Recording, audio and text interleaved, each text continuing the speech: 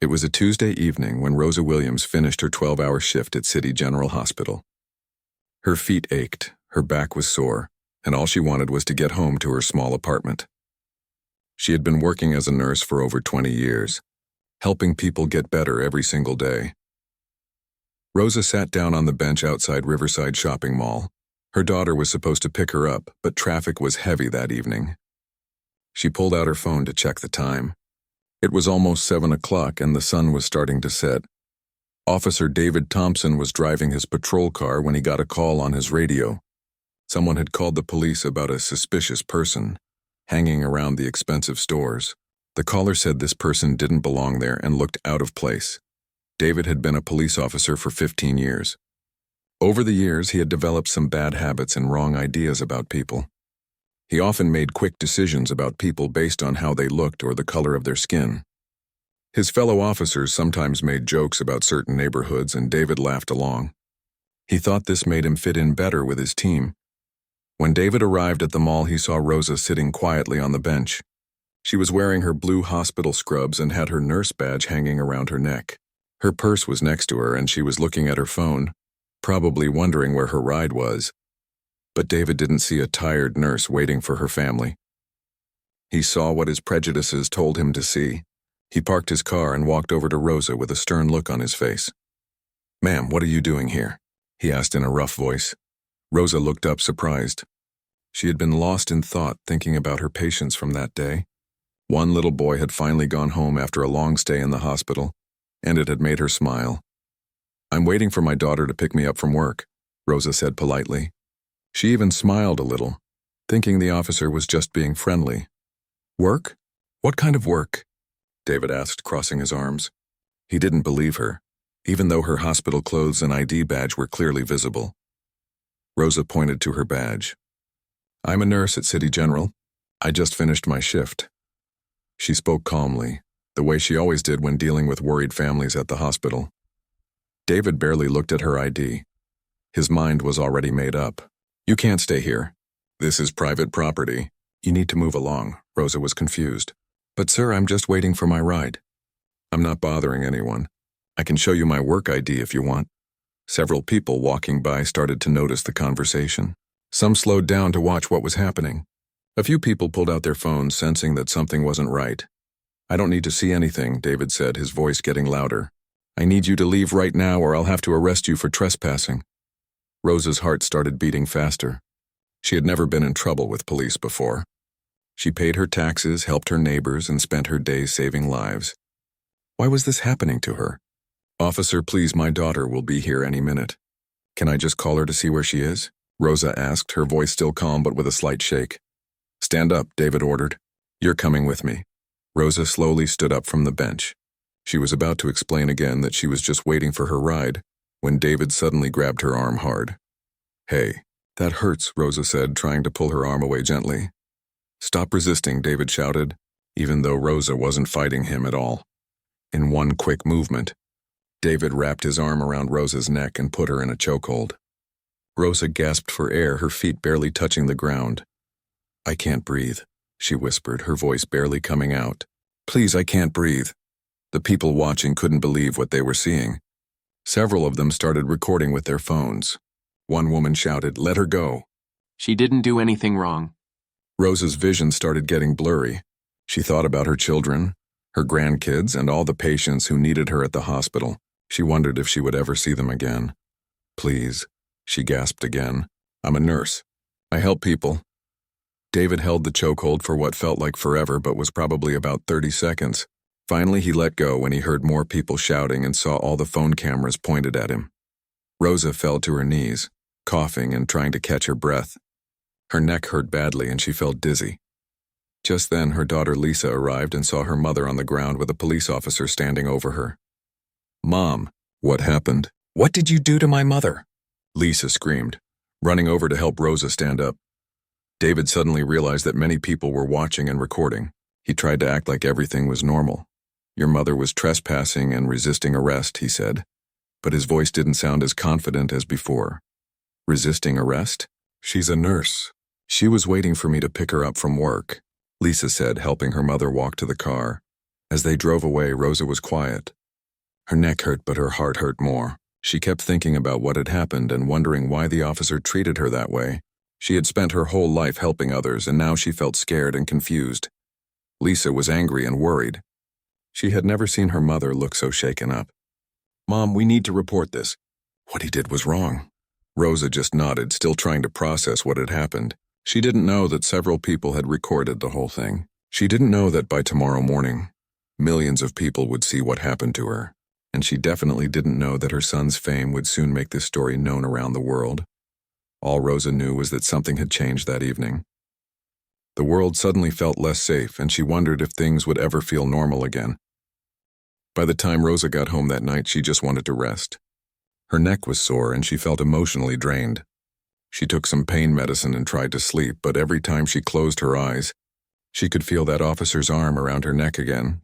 What Rosa didn't know was that Jennifer Martinez, a college student who had been walking to her car, had recorded the entire incident. Jennifer couldn't sleep either. She kept watching the video on her phone, getting more upset each time she saw it. "This is so wrong," Jennifer said to her roommate. "That lady was just sitting there. She wasn't doing anything bad." At 2 a.m, Jennifer decided to post the video on social media. She wrote, "This nurse was just waiting for her ride after work. Watch what this cop did to her for no reason. This needs to stop." Within an hour, the video had 50 shares. By morning, it had thousands.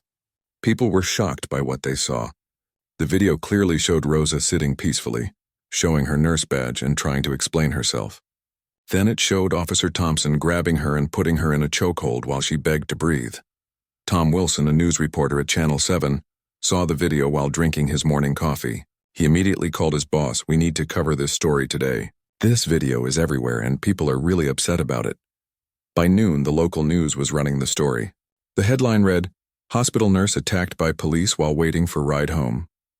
The video played over and over on television. Dr. Patricia Hayes, the chief of nursing at City General Hospital, was having lunch when she saw the news. She recognized Rosa immediately. "Oh my goodness, that's Rosa Williams. She's one of our best nurses." Dr. Hayes called the hospital president right away. Within an hour, the hospital released a statement supporting Rosa and calling for a full investigation. Social media was exploding. People shared the video with angry comments. "This is disgusting. She's a healthcare hero and this is how she gets treated? I can't believe this happened. She was literally wearing scrubs and a hospital badge. How many more videos like this do we need to see before something changes?" The video reached people in other cities, then other states. News stations across the country started picking up the story. By evening, it was trending on every social media platform. Rosa's phone wouldn't stop ringing. Reporters wanted to interview her, but she wasn't ready to talk. She was still processing what had happened and trying to deal with the pain in her neck. Meanwhile, at the police station, Chief Robert Anderson was having the worst day of his career. His phone was ringing constantly with calls from reporters, city officials, and angry citizens. Officer Thompson sat in the chief's office, watching the news coverage with a sick feeling in his stomach. "David, what were you thinking?" Chief Anderson asked. This woman was clearly a nurse. She had identification. She wasn't doing anything wrong. "Chief, I thought she was acting suspicious." "The call said someone was loitering," Thompson replied. But even he was starting to realize how weak his excuse sounded. "Acting suspicious? By sitting on a bench in scrubs?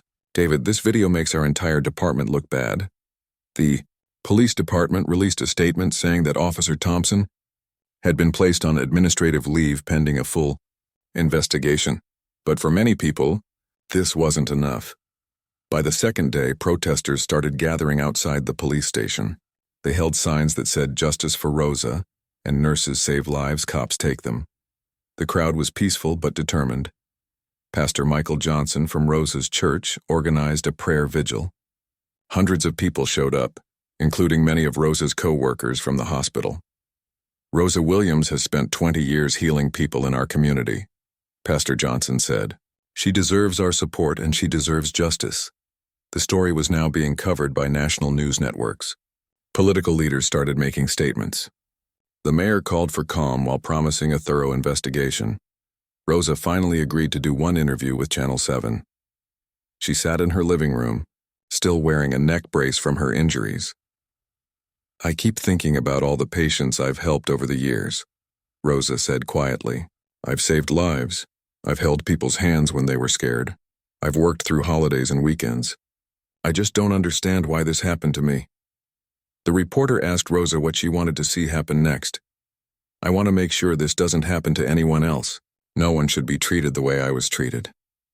And I want people to know that nurses, doctors, and all healthcare workers are human beings too. We deserve respect. The interview made the story even bigger. Rosa's gentle, dignified response touched people's hearts. Donations started pouring in to help with her medical bills and time off work. Officer Thompson watched the interview from his house. For the first time, he started to see Rosa as a real person, not just someone he had judged and mistreated. But it was too late to take back what he had done. The video had been viewed millions of times. Rosa's story was being talked about in coffee shops, classrooms, and dinner tables across America. What started as one nurse waiting for a ride home had become a symbol of something much bigger. Rosa didn't know it yet, but her story was about to become even more powerful. Her family had been trying to protect her from too much media attention, but soon the world would learn something that would make her story impossible to ignore. 3 days after the incident, Rosa's son Tony was on a plane flying home from Los Angeles. He had been training for his next big fight when his sister Lisa called him crying. "Tony, you need to come home right now. Something terrible happened to Mom." Tony Williams had always been close to his mother. When he was growing up, Rosa worked double shifts at the hospital to pay for his boxing lessons and equipment. She would come to his matches after working all day, still wearing her scrubs, cheering louder than anyone else in the crowd. When Tony arrived at his mother's apartment, he barely recognized her. Rosa was always strong and full of energy, but now she looked tired and scared. She was wearing a neck brace and moving very carefully. "Mom, what did they do to you?" Tony asked, hugging her gently. Rosa started crying as she told her son what happened. Tony listened with growing anger, but he tried to stay calm for his mother's sake. "I keep having nightmares," Rosa told him. "I wake up feeling like I can't breathe. I don't understand why this happened to me, Tony. I've always tried to help people." Lisa, Rosa's daughter, was struggling too. She was a third-grade teacher, and her students kept asking why she looked sad. How could she explain to 8-year-olds that their beloved Mrs. Williams was upset because a police officer hurt their grandmother for no reason? "Grandma Rosa reads to us every Friday," one of her students said. "Is she okay?" Lisa didn't know how to answer. Rosa had been coming to the school every Friday for 2 years, reading stories to the children during her lunch break. The kids loved her and she loved them. Now Lisa wondered if Rosa would ever feel safe enough to come back. Tony's younger sister Keisha was angry. She was in college studying criminal justice because she wanted to become a police officer herself. But seeing what happened to her mother made her question everything. "How can I trust the system when this is what they did to Mom?" Keisha asked Tony. "She's the kindest person in the world. If they can do this to her, what hope is there?" The family decided they needed help. Rosa's neighbor, Mrs. Thompson, recommended a lawyer named Jennifer Davis who had experience with police misconduct cases. When Jennifer Davis met Rosa, she was immediately struck by how genuine and humble she was. "Mrs. Williams, I've watched the video several times. What happened to you was completely wrong. You have every right to seek justice." Rosa wasn't sure she wanted to go through a long legal battle. "I just want this to be over. I want to go back to work and help my patients." "I understand," Jennifer said. "But if we don't hold Officer Thompson accountable, this could happen to someone else. Your story could help prevent other families from going through this pain." After talking with her children, Rosa agreed to move forward with the case. Jennifer Davis organized a press conference for the following week. The night before the press conference, Rosa couldn't sleep. She sat in her kitchen, looking at photos of her children and grandchildren. There were pictures of Tony's boxing matches, Lisa's graduation from college, and Keisha's high school prom. "I worked so hard to give my kids a good life," Rosa thought to herself. "I never wanted to be famous. I just wanted to be a good mother and a good nurse." Tony found his mother in the kitchen at 3 a.m. "Mom, you don't have to do this press conference if you don't want to." Rosa looked at her son. "No, baby, I need to do this. Not for me, but for other people who might go through this. And for you kids. I want you to be proud of how I handled this." The day of the press conference, dozens of reporters gathered at Jennifer Davis's office. Rosa wore a simple blue dress and her nursing pin. Her children sat beside her, holding her hands. "My name is Rosa Williams, and I am a registered nurse at City General Hospital," she began, her voice steady but emotional. "5 days ago, I was attacked by a police officer while I was simply waiting for my daughter to pick me up from work." Rosa described what happened in detail. She talked about the fear she felt, the pain in her neck, and the confusion about why she was being treated so badly. "I have spent 20 years of my life helping people heal. I have worked through hurricanes, holidays, and the recent pandemic. I have held the hands of dying patients and celebrated with families when their loved ones got better. I never thought I would be the one needing help." The room was quiet except for the sound of cameras clicking. Many of the reporters had tears in their eyes. "I am not asking for special treatment because I am a nurse. I am asking for basic human dignity. No one should be treated the way I was treated. No mother should have to explain to her children why a police officer hurt her for no reason." Tony spoke next, his voice strong and clear. "My mother is my hero. She sacrificed everything to raise me and my sisters. She taught us to treat everyone with respect and kindness. She taught us that hard work and education could help us achieve our dreams. What happened to her was wrong, and we will not rest until there is justice." Lisa and Keisha also spoke, describing their mother as someone who had always put others first. The family's lawyer explained that they were filing a lawsuit against Officer Thompson and the police department. They were also calling for police reforms and better training. After the press conference, Rosa felt emotionally drained but also relieved. She had told her story, and now the world knew who she really was.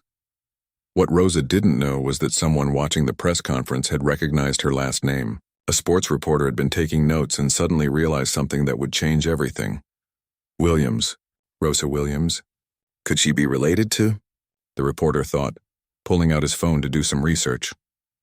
Within hours, this reporter would discover a connection that would make Rosa's story front-page news around the world. Her family had been trying to keep Tony's career separate from their mother's situation, but soon that would be impossible. The quiet nurse who just wanted to help people was about to become the center of a story much bigger than she ever imagined. Detective Rachel Cooper had been investigating police misconduct cases for 8 years, but Officer David Thompson's file made her stomach turn. As she sat in her office reviewing his record, she couldn't believe what she was seeing. 17 complaints in 15 years, she said to her partner, Detective James Liu. How is this guy still on the street? The complaints painted a clear picture. Thompson had been accused of excessive force 12 times, with 10 of those complaints coming from Black or Hispanic citizens. Each time, he had received nothing more than a written warning or a few days of unpaid leave.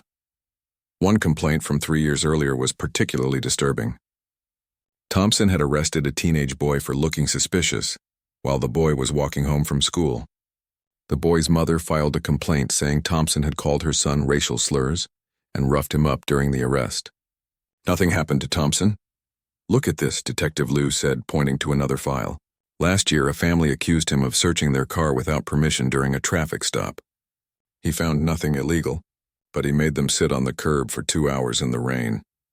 Detective Cooper pulled up Thompson's body camera footage from the day he attacked Rosa.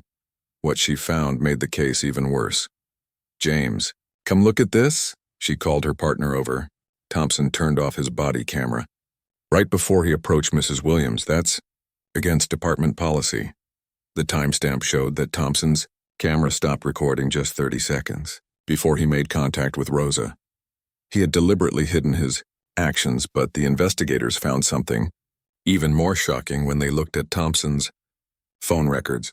The phone company provided records showing that Thompson was part of a group text message with 5 other officers.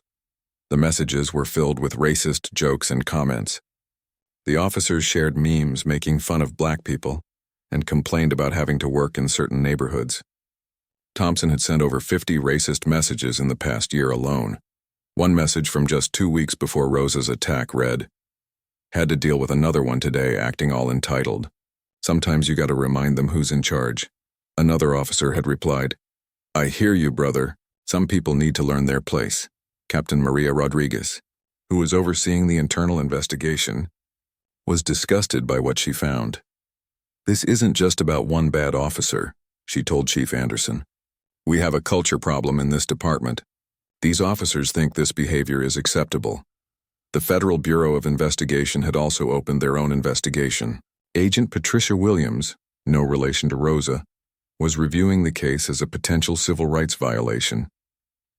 The evidence is overwhelming, Agent Williams told her supervisor. Thompson clearly targeted Mrs. Williams because of her race. This is exactly the kind of case the Civil Rights Division was created to handle. Meanwhile, Thompson was at home, suspended without pay, watching his life fall apart. His wife Karen had seen the video and was horrified. "David, how could you do that to that woman? She's a nurse. She helps people." Thompson tried to defend himself. "You don't understand what it's like out there. You have to make split-second decisions." The call said she was suspicious. Suspicious of what? Sitting on a bench after work?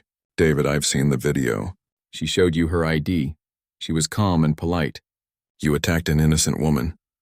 Thompson's 2 teenage children were embarrassed to go to school. Their classmates had seen the video, and everyone knew their father was the officer who attacked the nurse. "Dad, kids at school are calling you a racist," his daughter Ashley told him. "They're asking me if you hate black people." Thompson didn't know how to answer. He had never thought of himself as racist. He told himself he was just doing his job, keeping people safe. But looking at his text messages and thinking about his actions, he was starting to realize the truth was different. His son Brian was angry. "Dad, you always taught me to treat people with respect. How could you do this?" Thompson's mother called him after seeing the news coverage. "David, I raised you better than this. That poor woman could have been killed. What were you thinking?" For the first time, Thompson started to understand the real impact of his actions. He wasn't just a police officer making an arrest. He was a man who had nearly killed an innocent woman because of his own prejudices. The police union provided Thompson with a lawyer, but even his attorney was having trouble building a defense. "David, I've watched the video dozens of times," attorney Robert Chen told him. Mrs. Williams was clearly not resisting. She was cooperative and calm. "Your use of force was completely unjustified." The evidence against Thompson continued to pile up. Security cameras from the mall showed Rosa sitting peacefully for over 20 minutes before Thompson arrived. Witnesses confirmed that she never raised her voice or made any threatening movements. Dr. Sarah Martinez, who examined Rosa after the attack, provided medical evidence of Thompson's excessive force. Mrs. Williams had bruising around her neck consistent with a chokehold. She could have suffered permanent damage to her windpipe. She's lucky to be alive. The investigation also revealed that the original 911 call came from someone who admitted they never actually saw Rosa do anything wrong. "I just thought she looked out of place," the caller told investigators. "I guess I was wrong to call." As the evidence mounted, it became clear that Thompson was going to face serious charges. The district attorney's office announced they would be filing criminal charges for assault, civil rights violations, and official misconduct. But the investigation had uncovered something bigger than just one officer's crimes. The racist text messages, the pattern of complaints, and the department's failure to discipline Thompson revealed a systemic problem that would require major reforms. Chief Anderson knew his department was facing a crisis of trust with the community. He announced new policies for body cameras, bias training, and stricter discipline for officers with multiple complaints. "We failed Mrs. Williams and our community," Chief Anderson said at a press conference.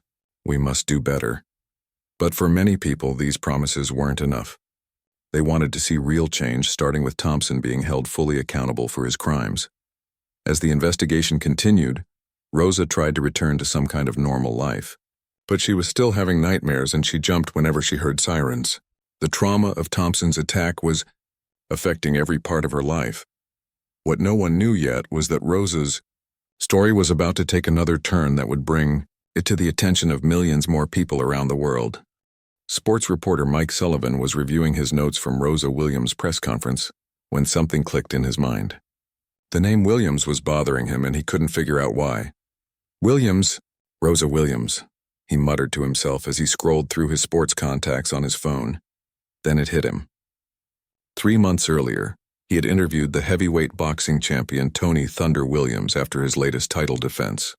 During that interview, Tony had talked lovingly about his mother, a nurse who had worked extra shifts to pay for his boxing training. "My mom Rosa is my biggest fan," Tony had said during that interview. She comes to all my fights still wearing her hospital scrubs sometimes because she gets off work so late. Mike's heart started racing. Could it be the same person? He quickly searched online for more information about Tony Williams's family. What he found made him grab his phone immediately. "Boss, I think I have the biggest story of the year," Mike told his editor. "That nurse who was attacked by the police officer? I think she's the mother of Tony Thunder Williams, the heavyweight champion." Within an hour, Mike had confirmed his suspicion through public records and social media posts. Rosa Williams, the quiet nurse who had been brutally attacked for waiting for her ride, was indeed the mother of one of America's most beloved athletes. Mike called Channel 7 News, where the story had first broken. "You guys need to know something about Rosa Williams," he told reporter Tom Wilson. "Her son is Tony Thunder Williams, the heavyweight boxing champion." Tom Wilson couldn't believe it. "Are you sure? Why didn't the family mention this?" "I think they were trying to keep it separate. But this changes everything." The news broke on social media first. Mike Sullivan posted, "Breaking: Rosa Williams, the nurse attacked by police, is the mother of heavyweight champion Tony Thunder Williams." The post exploded.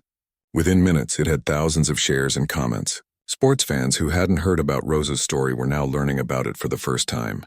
People who had been following Rosa's story were shocked to learn about her famous son. Tony Williams was at the gym training when his phone started buzzing with calls and text messages. His trainer, Carlos Rodriguez, saw the notifications first. "Tony, man, you better look at your phone. Something big is happening." Tony read the messages and realized their secret was out. For 2 weeks, his family had managed to keep his identity separate from his mother's story. They wanted Rosa to be seen as a person in her own right, not just as a celebrity's mother. "I need to call my mom," Tony said, leaving the gym immediately. Rosa was at home when Tony called her. "Mom, the news people found out who I am. They know I'm your son," Rosa sighed. She had been hoping they could keep Tony's career out of this situation. "What does this mean, baby?" "It means the whole world is going to be watching now. Are you ready for that?" By evening, the story was on every major news network. "Boxing champion's mother attacked by police" was the headline across the country. Tony's fans, who numbered in the millions, were outraged on Rosa's behalf. Celebrity athletes from every sport started posting messages of support. Basketball stars, football players, and other boxers all shared Rosa's story with their followers. "Tony Williams's mama is a hero," posted NBA star Kevin Johnson. "She raised a champion while saving lives as a nurse. What happened to her is disgusting." Tennis champion Lisa Chen tweeted, "Rosa Williams represents everything good about America. She deserves justice." The sports world's reaction was swift and powerful. Tony's upcoming fight was being promoted by a major television network, and they immediately released a statement supporting the Williams family. "We stand with Tony Williams and his family during this difficult time. Rosa Williams's dedication as a nurse and mother is inspiring, and what happened to her was completely unacceptable." Corporate sponsors of boxing events also spoke out. Companies that had deals with Tony used their platforms to call for justice for Rosa. Tony decided he needed to speak publicly about his mother's situation. His publicist arranged a press conference for the next day. The press conference was held at Tony's training facility. Dozens of reporters and cameras filled the room. Tony sat at a table with photos of his mother throughout his career, at his amateur fights, at his high school graduation, and at his professional debut. "My mother, Rosa Williams, is the strongest person I know," Tony began, his voice emotional but steady. "She worked double shifts at the hospital to pay for my boxing lessons when I was a kid. She drove me to fights in other cities even when she was exhausted from work. She celebrated every victory with me and picked me up after every loss." The room was completely quiet except for the sound of cameras clicking. "When I won my first championship, the first person I called was my mom. Not my trainer, not my manager, my mom. Because none of my success would have been possible without her sacrifices." Tony's voice got stronger as he continued. "What Officer Thompson did to my mother was not just an attack on her. It was an attack on every healthcare worker who risks their lives to help others. It was an attack on every mother who works hard to provide for her children. It was an attack on everything that makes America great." A reporter asked Tony how this situation was affecting his training for his next fight. "I can't focus on boxing right now. How can I think about fighting when my mother is having nightmares and afraid to leave her house? The woman who taught me to be strong is now scared, because a police officer decided to hurt her for no reason. Tony was asked what he wanted to see happen to Officer Thompson. I want him to face the full consequences of his actions.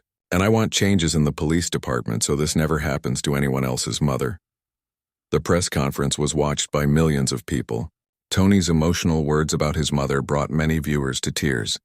The combination of his fame and his genuine love for Rosa made the story even more powerful.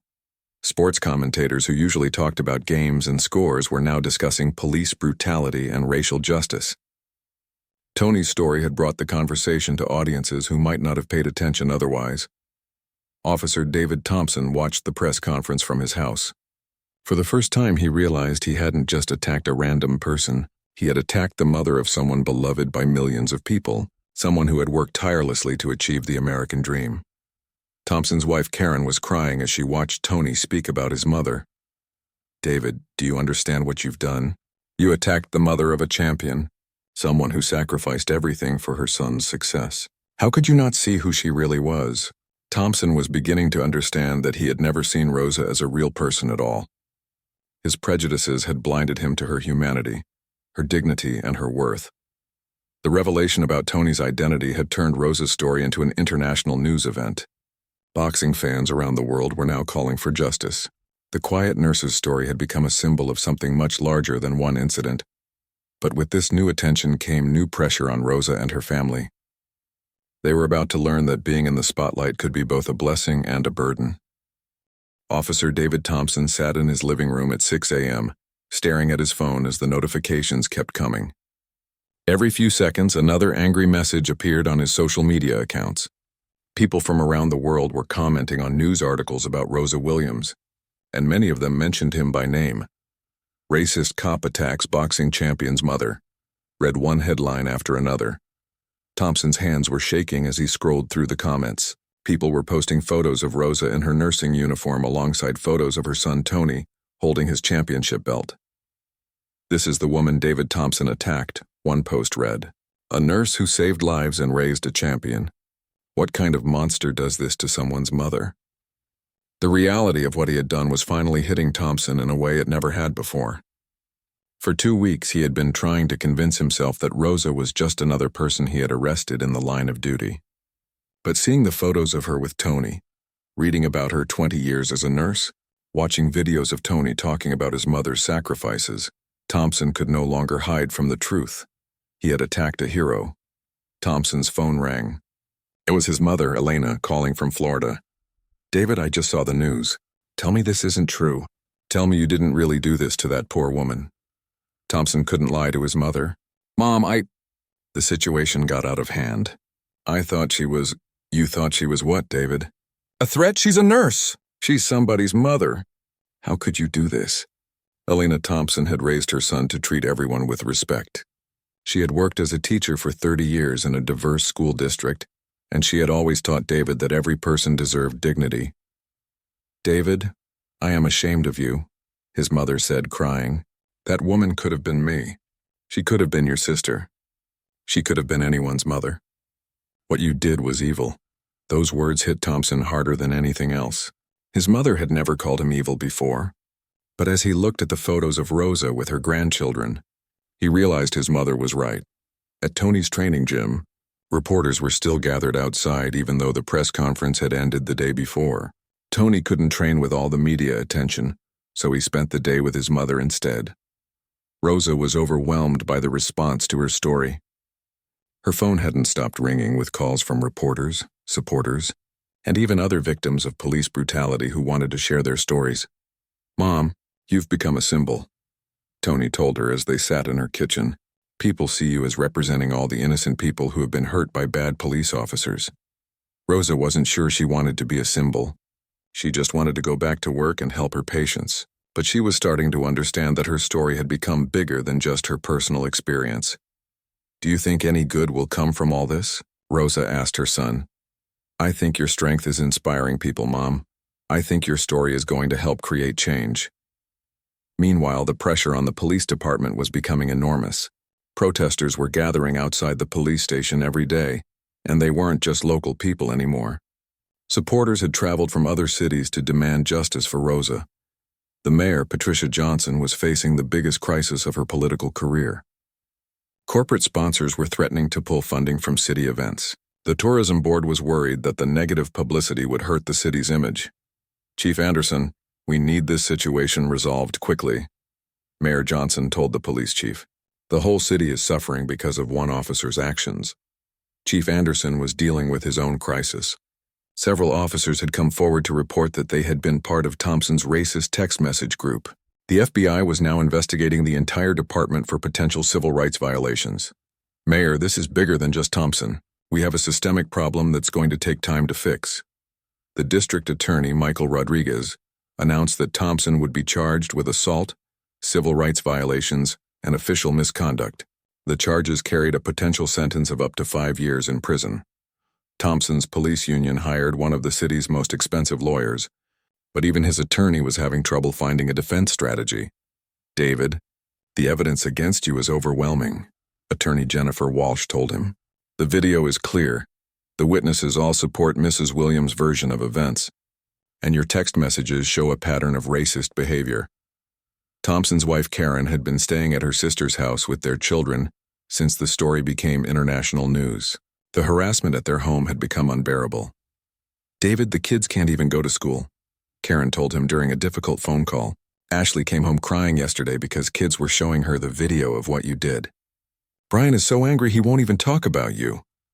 Thompson's teenage daughter Ashley had always been proud of her father being a police officer. She used to tell her friends that her dad was a hero who kept people safe. Now she was embarrassed to share his last name.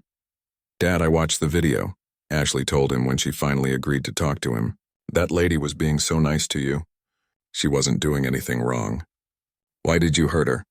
Thompson tried to explain, but he couldn't find words that made sense even to himself. His son Brian was even more direct. "Dad, are you racist?"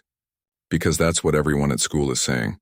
Thompson wanted to say no, but looking at his text messages and thinking about his actions, he wasn't sure anymore. The sports world continued to rally around Rosa and Tony. Major athletes were donating money to help with Rosa's medical bills and legal expenses. Boxing promoters announced that Tony's next fight would include a special tribute to Rosa and all healthcare workers. But the attention was also taking a toll on the Williams family. Rosa was having trouble sleeping, and not just because of her physical injuries. The constant media attention was overwhelming for someone who had always preferred to stay in the background. "I just want to help my patients," Rosa told her daughter Lisa. "I didn't ask to be famous." Tony was struggling too. His training schedule was completely disrupted, and he was having trouble focusing on anything except his mother's case. "Every time I try to work out, I think about what that officer did to Mom," Tony told his trainer Carlos. "I can't get the image out of my head." The pressure was building toward Thompson's trial, which was still months away. Rosa's lawyer, Jennifer Davis, was preparing a case that would seek not just justice for Rosa, but reforms that would prevent similar incidents in the future. Thompson sat in his empty house, realizing that his actions on that Tuesday evening had destroyed not just Rosa's sense of safety, but his own life as well. His career was over. His family was falling apart, and he was facing years in prison. For the first time, Thompson began to understand that Rosa Williams wasn't just a victim of his crime. She was a real person with a family who loved her, a career spent helping others, and a son who had achieved greatness partly because of her sacrifices. The weight of that truth was becoming unbearable. The courthouse was packed on the first day of Officer David Thompson's trial. Rosa Williams sat in the front row with her family, wearing a simple blue dress and the same nursing pin she had worn to her press conference. Tony sat beside her, holding her hand. Outside, hundreds of supporters held signs reading "Justice for Rosa" and "Nurses Save Lives." News vans lined the street, and reporters from around the world were covering the trial that had become a symbol of the fight against police brutality. District Attorney Michael Rodriguez presented the case against Thompson with clear, devastating evidence. The video was played for the jury multiple times, showing Rosa sitting peacefully, showing her ID, and then being attacked without cause. "Ladies and gentlemen of the jury," Rodriguez said in his opening statement, "you will see that Officer Thompson had no reason to approach Mrs. Williams, no reason to demand she leave, and absolutely no reason to put her in a chokehold that could have killed her." Thompson's defense attorney, Jennifer Walsh, tried to argue that her client had been responding to a 911 call and following his training. But the evidence against Thompson was overwhelming. Dr. Sarah Martinez testified about Rosa's injuries, explaining that the chokehold had caused damage to her neck that still caused her pain months later. Mrs. Williams could have suffered permanent damage to her windpipe, Dr. Martinez told the jury. In my medical opinion, she was seconds away from losing consciousness, which could have been fatal. The most powerful testimony came from Rosa herself. She took the stand wearing her hospital ID badge and spoke in the same calm, gentle voice that had comforted thousands of patients over the years. I have been a nurse for 23 years, Rosa told the jury. I have saved lives, held people's hands when they were scared, and worked through every holiday and emergency. I never thought I would be the one needing help. Rosa described the attack in detail, explaining how confused and frightened she had been. I kept thinking about my patients who needed me, about my children and grandchildren. I thought I might never see them again, all because I was waiting for my daughter to pick me up from work. When Thompson's attorney cross-examined Rosa, she remained calm and dignified. Mrs. Williams, did you comply with Officer Thompson's initial request to leave? I tried to explain that I was just waiting for my ride. I showed him my ID. I was polite and respectful. But did you immediately get up and leave when he asked you to? Rosa looked directly at Thompson for the first time during the trial. Sir, I was sitting on a public bench after working a 12-hour shift to help sick people get better. I wasn't doing anything wrong. I shouldn't have had to leave. The courtroom was silent. Even Thompson's attorney seemed to realize that Rosa's simple dignity was more powerful than any legal argument. Tony's testimony brought many people in the courtroom to tears. My mother taught me everything about being a strong person, Tony said. She worked extra shifts to pay for my boxing training. She drove me to fights in other cities even when she was exhausted. She never missed a match, not even when she had to come straight from the hospital. Tony looked at Thompson as he continued. My mother is the reason I became champion. Not because she pushed me, but because she showed me what real strength looks like. She helped people every day, and this is how she was treated for it. The prosecution presented Thompson's racist text messages as evidence of his mindset. The jury saw dozens of messages where Thompson and other officers made jokes about black people and complained about working in diverse neighborhoods. One message from just a week before Rosa's attack read, "Some people need to be reminded of their place." When confronted with these messages, Thompson's defense crumbled. His attorney tried to argue that the texts were just locker room talk, but the jury could see the pattern of prejudice that led to Rosa's attack. The most damaging evidence was Thompson's decision to turn off his body camera before approaching Rosa. Technical experts testified that this was clearly intentional, not an accident. Thompson took the stand in his own defense, but his testimony only made things worse. He tried to claim that Rosa had been acting suspicious, but when pressed for details, he couldn't explain what she had done wrong. She was just sitting there in a way that seemed suspicious, Thompson said weakly. Sitting while black, you mean? The prosecutor asked. Thompson's attorney objected, but the damage was done. During closing arguments, District Attorney Rodriguez summarized the case simply. Rosa Williams was guilty of one thing, being a black woman in a place where Officer Thompson decided she didn't belong. For that crime that exists only in his prejudiced mind, he nearly killed her. Thompson's attorney made a final plea for leniency, arguing that Thompson had made a mistake but didn't deserve to go to prison.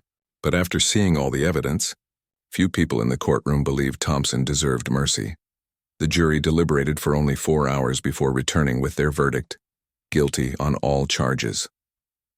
Rosa cried as the verdict was read, but they were tears of relief, not celebration.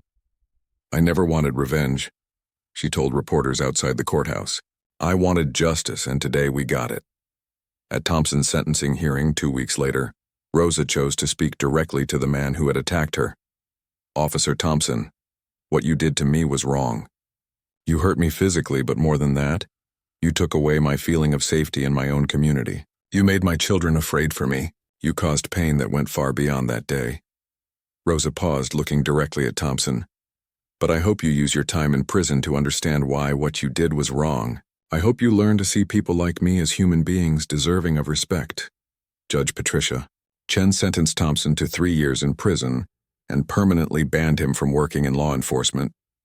"Mr. Thompson, your actions were a betrayal of the oath you took to protect and serve. You turned your position of authority into a weapon against an innocent woman." The civil lawsuit against the police department resulted in a $2.8 million settlement for Rosa. More importantly, the city agreed to comprehensive police reforms, including mandatory bias training, stricter discipline policies, and community oversight of police conduct. Thompson was led away in handcuffs, finally facing the consequences of his actions. His wife had filed for divorce and his children had changed their last name. He had lost everything because of his prejudice and violence. Rosa returned to work at the hospital, where her colleagues welcomed her back as a hero. Patients who had heard her story told her how proud they were of her strength and courage. Tony dedicated his next championship fight to his mother and all healthcare workers. He wore special gloves with Rosa's nursing pin embroidered on them. But for Rosa, the real victory wasn't the money or the attention. It was knowing that her painful experience might prevent other families from going through the same trauma. "If my story helps one person avoid what I went through, then it was worth it," Rosa said. Justice had been served, but the work of healing and change was just beginning. 2 years after the trial, Rosa Williams stood in front of the new Community Justice Center that bore her name. The building had been funded partly by her legal settlement and partly by donations from people around the world who had been touched by her story. "I never imagined that the worst day of my life would lead to something like this," Rosa said at the center's opening ceremony. "But if we can help prevent what happened to me from happening to others, then maybe some good came from all that pain." The Rosa Williams Community Justice Center provided free legal help to people who had experienced police misconduct. It also offered training programs to help police officers understand the communities they served. Tony stood beside his mother, still amazed by her strength and grace. "My mom turned her trauma into a tool for change," he told the crowd. "She could have stayed angry and bitter, but instead she chose to help others." Rosa's recovery had been long and difficult. The physical injuries from Thompson's attack had healed within a few months, but the emotional trauma took much longer to overcome. For the first year after the attack, Rosa had jumped every time she heard sirens. She had nightmares about not being able to breathe. Simple activities like going to the grocery store became stressful because she worried about encountering police officers. "I had to learn to feel safe in my own community again," Rosa explained during a speech at a nursing conference. "It took therapy, time, and the support of my family to heal." Rosa had returned to work at City General Hospital 6 months after the trial. Her colleagues and patients welcomed her back with overwhelming support. "Rosa is one of our finest nurses," Dr. Patricia Hayes, the chief of nursing, had said. "What happened to her could have happened to any of us. We're proud of how she turned her experience into a force for positive change." Rosa used her platform to advocate for healthcare workers' rights and police reform. She spoke at conferences, met with political leaders, and worked with organizations fighting for criminal justice reform. David Thompson had served 18 months of his 3-year sentence when he was released on parole for good behavior. The man who walked out of prison was very different from the officer who had attacked Rosa. Prison had forced Thompson to confront his prejudices in a way he never had before. He had been required to attend counseling sessions where he learned about the history of racism and its impact on communities like Rosa's. "For the first time in my life, I really listened to Black people's experiences," Thompson wrote in a letter to his former supervisor. "I realized that my actions weren't just one bad moment. They were part of a pattern of thinking that I had never questioned." As part of his parole agreement, Thompson was required to perform 500 hours of community service. He was assigned to work at a community center in the same neighborhood where Rosa lived. The irony wasn't lost on anyone. The man who had attacked a nurse while she waited for her ride was now serving meals to families and helping with after-school programs. Thompson's supervisor at the community center, Mrs. Angela Davis, was initially skeptical about having him there. "I watched that video like everyone else," she told the parole officer. "How do I know he's really changed?" But over time, Mrs. Davis saw something different in Thompson. He worked quietly and humbly, never complaining about any task. He listened when community members shared their experiences with police. He seemed genuinely committed to understanding the harm he had caused. One day, Mrs. Davis found Thompson crying in the supply closet after a mother had shared how her teenage son was afraid of police officers. "What's wrong with you?" she asked him. "I think about Mrs. Williams every day," Thompson said. "I think about how I could have killed someone's mother, someone's grandmother. I don't know how to live with what I did." Mrs. Davis studied Thompson's face. "Maybe the point isn't learning to live with it. Maybe the point is making sure it never happens again." That conversation changed Thompson's approach to his community service. He began asking Mrs. Davis if he could do more. He started tutoring kids with their homework. He helped elderly residents with their grocery shopping. He painted over graffiti and cleaned up the neighborhood playground. Meanwhile, Rosa continued her advocacy work. She testified before Congress about police reform. She met with police chiefs around the country to discuss better training. She worked with the mayor to implement new policies in their city. The police department had undergone major changes since Rosa's attack. Chief Anderson had retired and a new chief, Maria Rodriguez, had implemented comprehensive reforms. Body cameras were now mandatory and couldn't be turned off during interactions with the public. Officers received extensive bias training. A civilian oversight board reviewed all complaints against officers. The racist text message group that Thompson had been part of led to the firing of 5 officers and the prosecution of 2 others. "Rosa Williams' story forced us to look in the mirror," Chief Rodriguez said. "We didn't like what we saw, but it motivated us to become better." Tony's boxing career had reached new heights, and he used every victory to honor his mother and advocate for social justice. He established a foundation that provided scholarships to children of healthcare workers and funded programs for police reform. "My mother taught me that real strength isn't about how hard you can hit," Tony said during a television interview. "It's about how you respond when life hits you." 3 years after the attack, Thompson finally worked up the courage to write a letter to Rosa. He had been thinking about it for months, but he wasn't sure he had the right to ask for her attention. The letter was simple and direct. "Mrs. Williams, I know I have no right to contact you, and I understand if you don't want to read this.